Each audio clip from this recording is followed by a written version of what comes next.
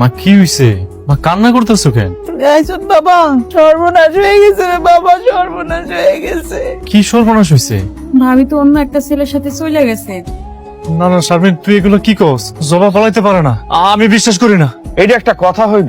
গ্রামের মানুষ তো সব ধুলোয় মিশা খেলাম। আমি ফজরের নামাজের সময় উঠতে দেখি বৌমা একটা ব্যাগ লয়ে যাইতেছে। আমি জিগাইলাম, বৌমা তুমি কই যাইতেছো?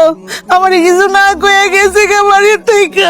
তোর বউ যায় ওই মোটরসাইকেলের উপরে বসে একদম কেসকি মারে ধরলো, মোটরসাইকেল এলা টান। আমিও দেখছি ভাবি একটা হেলমেট পরা লোকের সাথে ওই যেন চলে গেল। শারমিন, তুই সত্যি দেখছস? জবা পালাইবো কেন? কোনোদিন ওর মনে কোনো কষ্ট দেই নাই। ও যখন যা চাইছে আবুল ভাই, আমি সাথে সাথে তাই পাঠাইছি। আমি 3 মাস পরে 10 দিনের ছুটি পাইছি। আমি কত আশা নিয়ে আসলাম। আর কোনোদিন ওর নাম মুখেও আনবি না। আমি তোরে ভালো দেখে একটা বিয়া করাবো। খালি বোর দোষ দিলে হবে না, তোদের নিজেদেরও দোষ। আমগো কোনো দোষ নাই। আর বোর্ডাই লোভী। আমার পোলার কাছে সোনার গয়না চাইছে। আমার পোলা যে চাকরি করে হে বেতন দিয়ে সংসারই তো ঠিক মতো চলে না। সোনার গয়না কই থেকে দিব আরে? তাহলে তো ব্যাপার ক্লিয়ার। ওই গয়নার লোভেই আপনার বউ ভাগিছে। যার কাছে আছে সোনা গহনা, তার সাথেই মন লেনা দেনা। কাল রাইতেও তো তুমি আমার লোকে ফোনে কথা কইলা, আমি কখন আসুম ওইটাও শুনলা।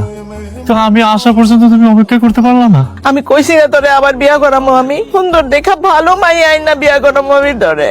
ভাবি তোমারে ভালোই বাসতো না। জবা আবার ফিরাইবো, আমার জবা যাইবো না। আমি জবার এত ভালোবাসি। জবা ভালোবাসার প্রতিদান দিতে হইলেও আইতে হইব। আমগো মুখে চুনকালি দেওয়ানের পরেও তোর মনে হয় ও ফিরাইবো। তোমরা ধৈর্য ধরো, ওই দেখবা ও ফিরাইবো। জানো মা, দোষটা ওর না, দোষটা তো হইতাছে তোমার পোলার। তোমার পোলার কেন গরিব হইলো? ফরিদ, বাবা ফরিদ, ও বিয়ান সাহেব।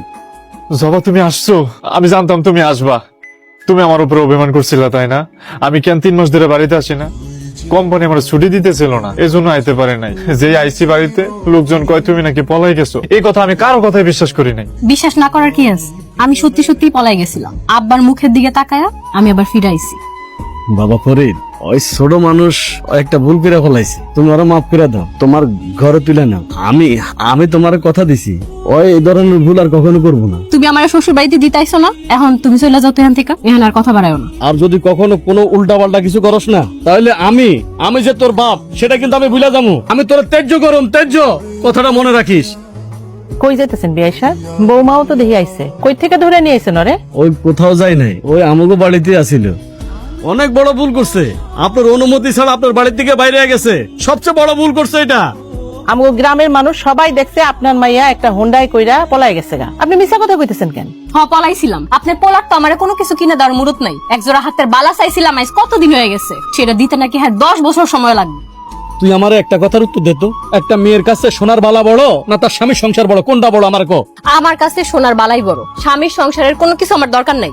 শোন, আমার পোলার মুখের দিকে চাইয়া আপনার মাইয়ারে আমি ঘরে উঠাইছি। এরপরে যদি ও কোন রকম বাড়াবাড়ি করে, তাহলে কিন্তু আমি গলা ধাক্কা দিয়ে বাড়ি থেকে বাইর করে দিম। কয়া দেখতাম। যা মনে চায় তাই করি। আমার মা মরা মাইয়াটা কখনো মার আদর যত্ন পায় নাই, শাসন পায় নাই। আমি তার কোলে পিঠে করে মানুষ করছি। একটু জিদ্দি, আপনার পোলারে কয়েন আমার মায়ের লাগে যেন একটু মিলেমিশে চলে। আপনি একটু মানায় নিহেন। আসসালামু আলাইকুম।